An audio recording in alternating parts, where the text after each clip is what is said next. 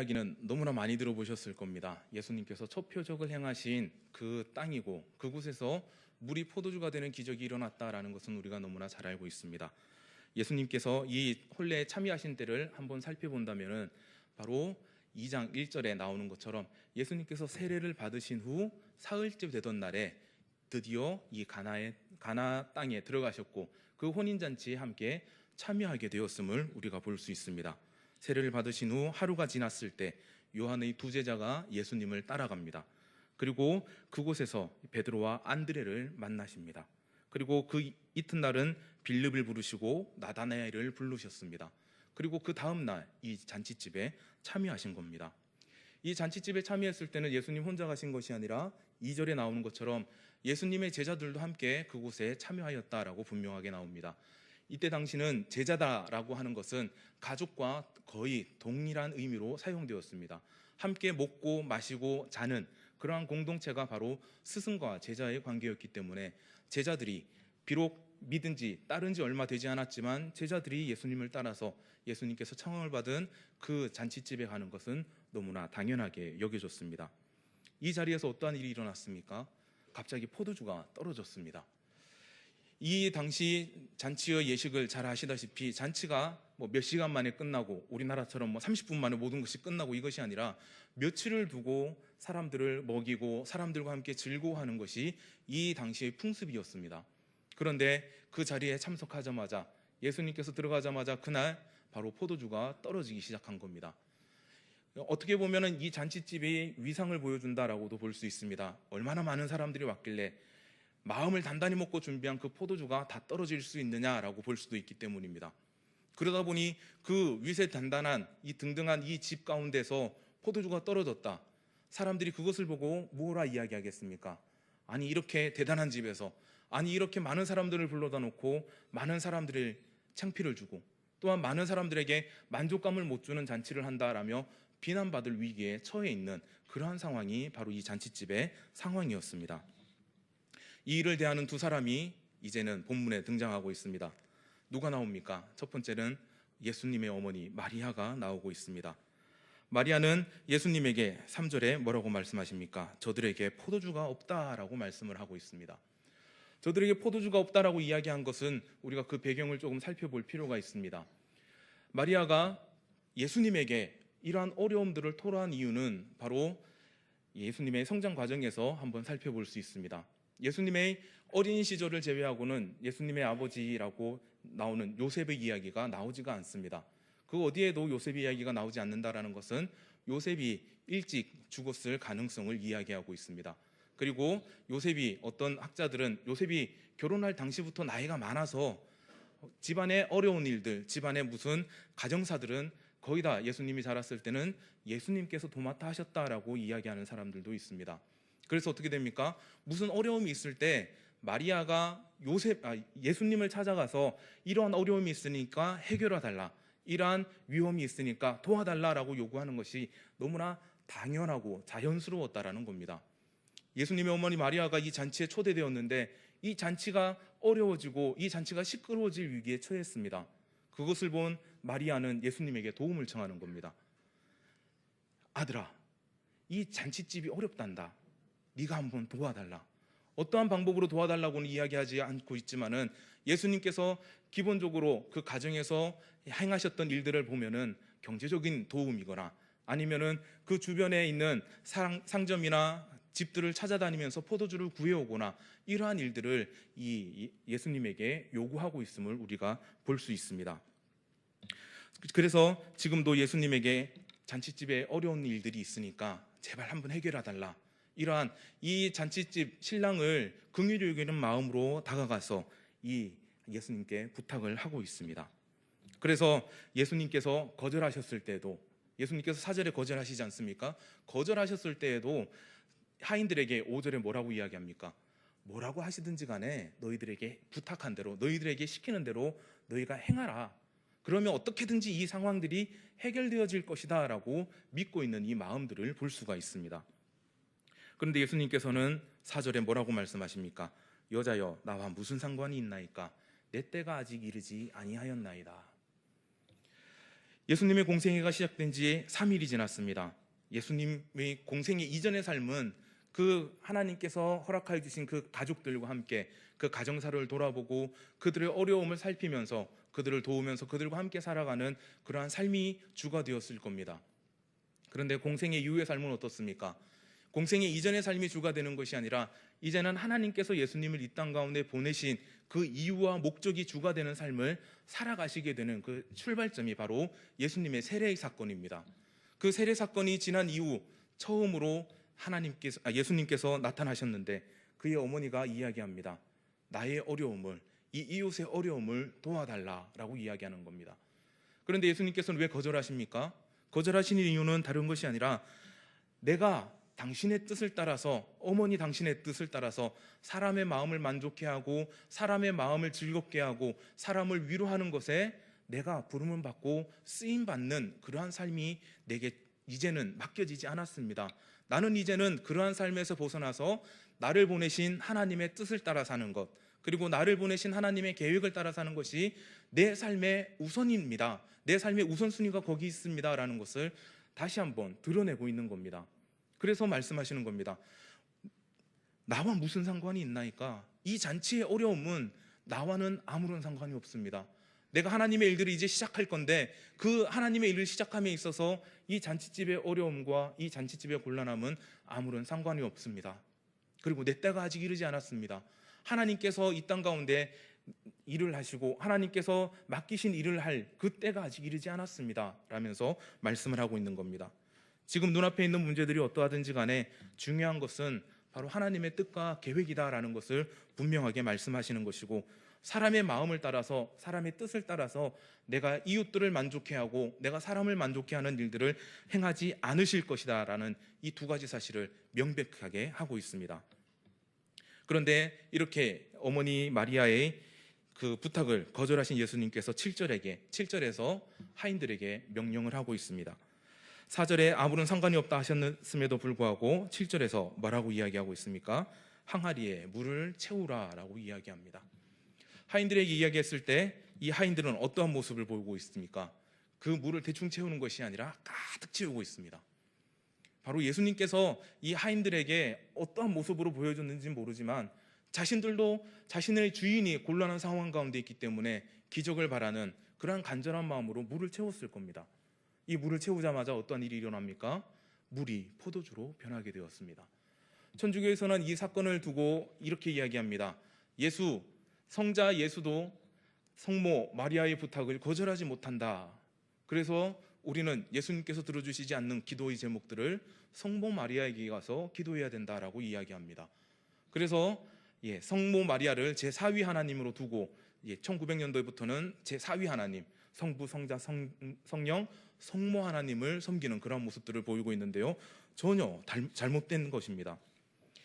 이 마리아의 뜻을 따라서 예수님께서 일을 하시고 마리아의 뜻을 따라서 예수님께서 이 표적을 베푸신 것이 아님을 우리가 분명하게 알아야만 합니다. 왜냐하면 이 표적을 베푸신 이유가 마지막 11절에 나오고 있기 때문입니다. 11절에 뭐라고 나옵니까? 11절 한번 같이 읽어보도록 하겠습니다. 예수께서 이 첫 표적을 갈릴리 가나에서 행하여 그의 영광을 나타내심에 제자들이 그를 믿으리라. 뭐라고 말합니까? 이 표적을 나타내시니까 제자들이 믿었다라고 이야기하고 있습니다. 이 표적을 나타냈는데 누가 가장 큰 은혜를 받았다라는 겁니까? 누가 가장 큰 복을 받았다라는 겁니까? 신랑이 받았습니까? 연회장이 받았습니까? 마리아가 받았습니까? 아닙니다.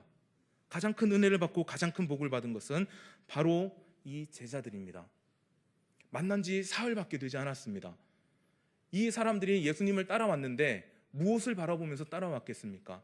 그 당시 유대인들이 기본적으로 가지고 있던 메시아의 그 모습이지 않겠습니까? 메시아가 이 땅 가운데 오면은 지금 당장 우리의 눈앞에 있는 많은 어려움들, 많은 곤란함들, 우리의 궁핍함들, 우리의 연약함들, 이 모든 것들을 다 이기게 하시고 풍족하게 하시고 우리가 많은 이 땅 가운데의 나라들을 다스리며 살 것이다 라는 그 소망을 가지고 나아온 겁니다. 그런데 이 자들 가운데 예수님이 하나님의 아들이라는 그러한 자각이 있었겠습니까? 그저 이 사람을 따라가면은 무언가 나에게 유익이 있겠구나. 세례요한의 제자들이 왜 예수님을 따라갔겠습니까? 세례 요한을 따르는 것보다는 예수님을 따라가는 것이 무언가 자기들 보기에는 좋아 보였기 때문에 지금 이름도 등장하지 않는 이 두 제자가 예수님을 따라가고 있는 겁니다.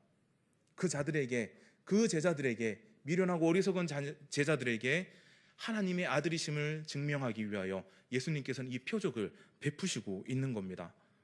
사람이 할 수 없는 일들을 보여주심으로써 살아계신 하나님의 아들이 바로 여기에 있음을 그들에게 알려주신 것이며, 또한 자신을 믿고 따를 수 있도록 제자들에게 은혜를 베푸신 행위다라는 것을 우리가 볼 수 있습니다. 그 은혜를 베푸시는 장소, 그 자리 주변에 있던 사람들이 그 은혜의 혜택을 본 것이지 그들이 은혜를 받거나 그들이 그 은혜의 주가 되지 않았다라는 사실도 분명하게 알아야만 합니다. 제자들을 믿게 하기 위하여 이 표적을 보여주셨습니다. 그런데 사람들이 보기에는 누가 가장 큰 은혜를 받았습니까? 누가 가장 큰 복을 받았습니까?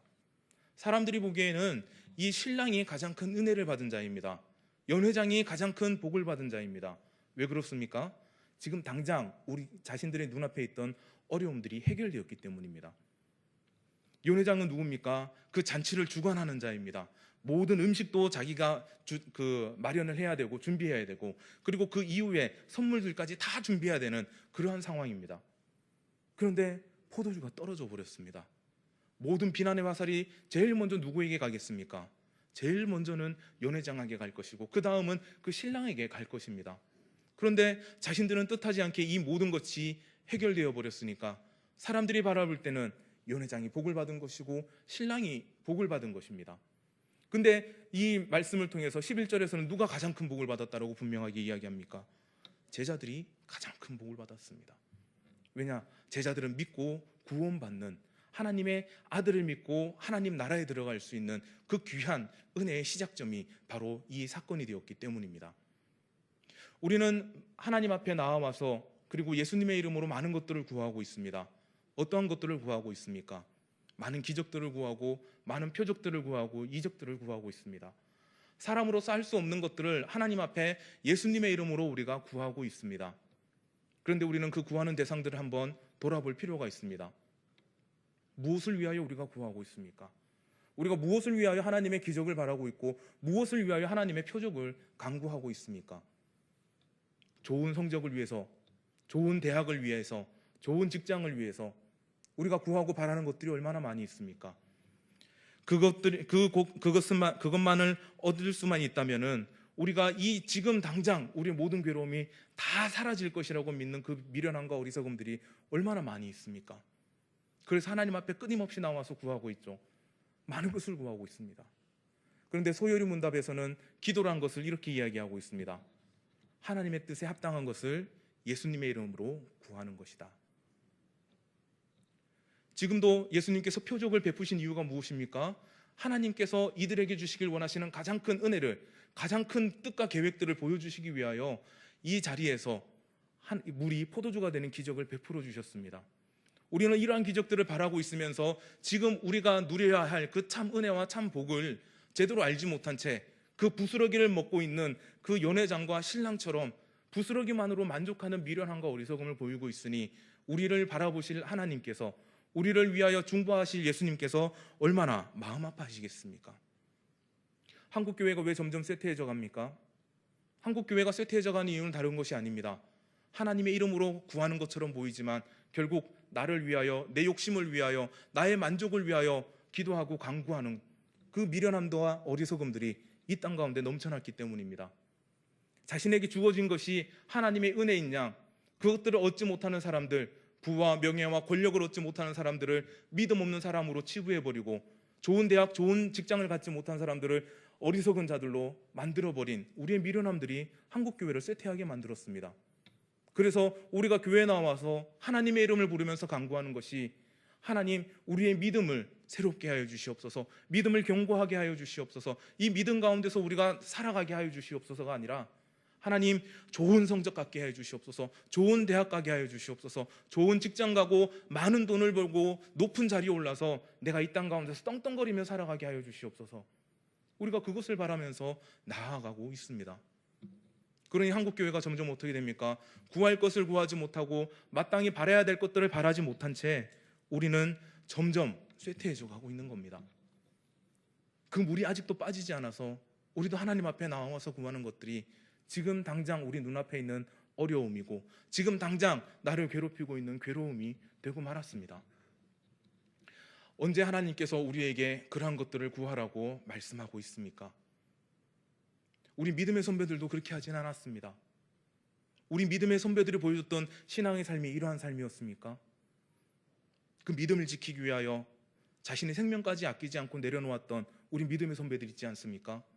멀게는 이 성경책에 나오는 믿음의 선배들이겠지만 가깝게는 신사참배를 반대해가며 하나님의 말씀을 지키기 위하여 그 옥중에서 많은 고난을 당하고 많은 고문을 참아가면서 하나님의 그 말씀을 지키던 우리 믿음의 선배들이 있지 않습니까? 우리 믿음의 뿌리가 거기에 있지 않습니까?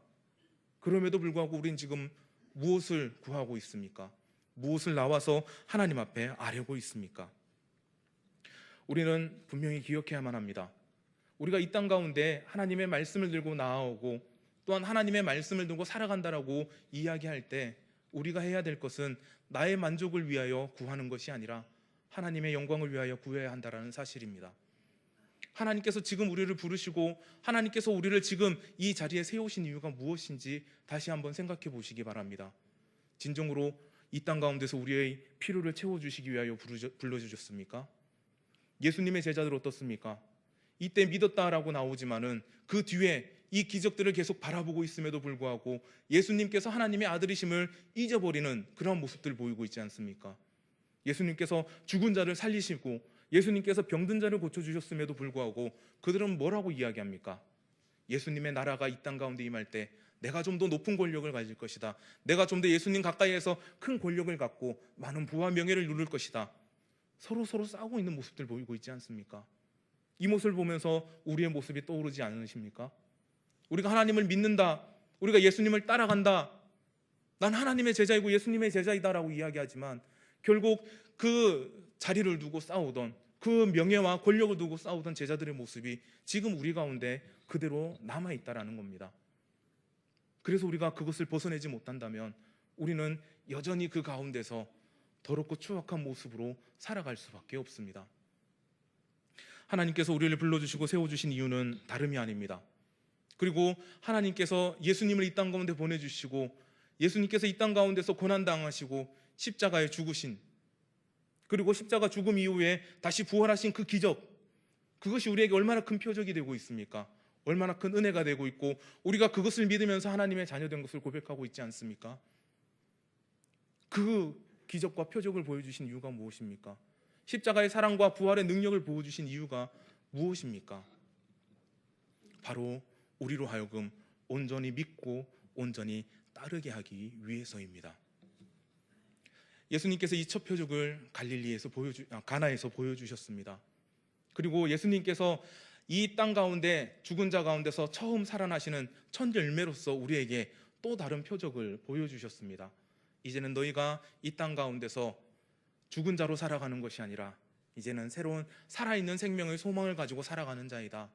너희가 이 땅 가운데서 만족하며 살아가는 것이 아니라 보아라, 내가 이 땅 가운데서 하늘로 올라가는 것처럼 너희도 내가 다시 올 때 이 땅 가운데 머물고 이 죽음의 땅 가운데 살아가는 것이 아니라 너희도 하늘로 올라져서 나와 함께 하나님을 대면하여 볼 것이고 하나님의 잔치자리에서 즐거워하고 하나님께 영광을 돌릴 것이다. 그것을 우리에게 먼저 보여주시지 않았습니까? 우리에게 요구하시는 이 하나님의 간절한 마음들을 다시 한번 되새겨 보시기 바랍니다. 우리에게 이 표적을 보여주시고 죄인을 불러주시고 죄를 용서해 주시는 그 하나님의 간절한 마음들을 다시 한번 우리 마음속에서 되새겨 보시기 바랍니다. 내가 하나님 앞에 나와서 무엇을 구해야만 하는가? 내가 하나님을 믿는다라고 이야기하면서 이 땅을 살아갈 때 어떠한 삶을 살아야만 하는가? 내가 과연 하나님께서 나를 불러주시고 나를 세워주신 그 이유와 목적대로 살아가고 있는지, 하나님의 놀라운 이 기적을 맛본 자들처럼 진정으로 하나님을 믿고 살아가고 있는지, 신뢰하며 살아가고 있는지, 또한 이 표적을 세상 가운데 온전히 증거하고 드러내야 할 하나님 나라의 귀한 증인으로서 내가 이 땅 가운데 온전히 살아가고 있는지, 나의 삶을 통하여 다른 사람들이 하나님 앞으로 돌아올 수 있는지, 나의 모습을 통하여 다른 사람들이 예수님을 과연 믿을 수 있는지, 우리 모습들을 분명히 돌아보아야만 합니다.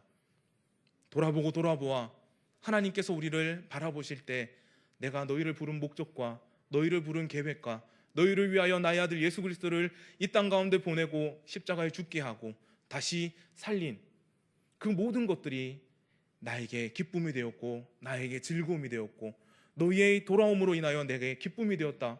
내가 영광을 받겠노라 라고 말씀하실 그때가 우리에게 분명히 주어져야만 할 것입니다. 우리는 미련합니다. 우리는 너무나 연약합니다. 그래서 날마다 넘어지는 것이 당연합니다. 하지만 그 넘어진 자리에서 우리가 일어나지 못한다면 우리는 이 땅 가운데서 가장 불쌍하고 가장 처량한 존재가 될 것입니다. 왜냐하면 예수님께서 우리를 날마다 일으켜 주시기 때문입니다. 우리의 모습을 돌아보면서 얼마나 추악하고 더러운 것들 많이 있습니까? 내가 진짜 믿는 자라고 스스로 고백하기에도 부끄러울 정도로 세상을 살아가는 우리의 모습들도 있지 않습니까?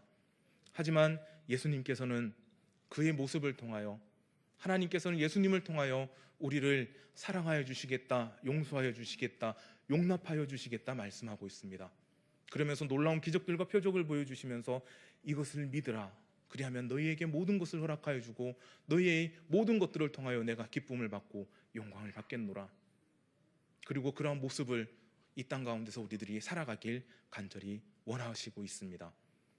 신학을 한다라고 이야기하는 것은 하나님을 아는 지식을 이 땅 가운데서 살아간다라는 의미입니다. 내가 하나님의 말씀을 안다라는 것은 내가 지식적으로 아는 것에서 그치는 것이 아니라 하나님의 말씀을 따라서 내가 이 땅 가운데서 말씀대로 살아가고 있습니다라는 것, 이것이 참 신학의 그리고 참 신앙의 참 믿음의 길이고 모습임을 잊지 마시기 바랍니다. 우리가 예수님 믿고 있지 않습니까? 하나님 믿고 있지 않습니까? 이 말씀을 따라 살아가고자 하지 않습니까? 교회 안에서만 국한되는 것이 아니라 예수님께서 회당에서만 증거하시고 제자들에게만 기적을 베푸시고 표적을 베푸신 것이 아니라 그 땅을 두루 다니시면서 믿지 아니하는 자들에게, 심지어는 이방인들에게도 그 사랑을 보여주셨듯이 우리에게 요구하시는 모습은 교회에 국한된 믿음의 모습이 아니라 세상 끝까지 나아가서 하나님의 말씀을 전하는, 하나님의 사랑을 전하는 온전한 그리스도인의 모습임을 기억하시면서 하나님, 우리의 모습을 통하여 영광 받아 주시옵소서. 내가 하나님께서 부르시고 세우신 그 목적과 계획대로 날마다 살아가고 있사오니 하나님, 모든 부족한 부분들, 모든 연약한 부분들 채워주시고 강하게 하여 주시옵소서. 그리고 가장 중요한 것, 하나님의 뜻에 합당한 것들을, 하나님의 계획에 따라서 마땅히 구해야 될 것들을 구하는, 예수 그리스도의 이름으로 간절히 하나님께 아뢰을 수 있는 우리 모두가 되어서 하나님 앞에서 잘했다 칭찬받으시고 하나님 앞에서 귀한 열매 맺어 나아가는 저와 여러분이 되시길 주님의 이름으로 간절히 기원합니다. 함께 말씀을 기억하시면서 한 목소리로 기도하도록 하겠습니다. 첫 번째로 기도하실 때는 하나님, 우리 가운데 놀라운 기적과 은혜를 베풀어 주시니 감사합니다. 우리에게 허락하여 주신 이 기적과 놀라운 은혜들을 가슴에 담아 온전한 하나님의 자녀로서 살아가게 하여 주시옵소서. 이렇게 기도하시겠습니다. 두 번째로 기도하실 때는 하나님, 우리에게 하나님의 귀한 표적되는 삶, 증인되는 삶을 원하셨사오니 하나님 아버지, 우리가 세상을 살아가며 하나님께서 말씀하시고 예수님께서 명령하신 참 증인의 삶을 잘 감당하고 기쁨으로 잘 감당하는 하나님의 귀한 청지기들 다 되게 해달라고 우리 함께 한 목소리로 기도하도록 하겠습니다.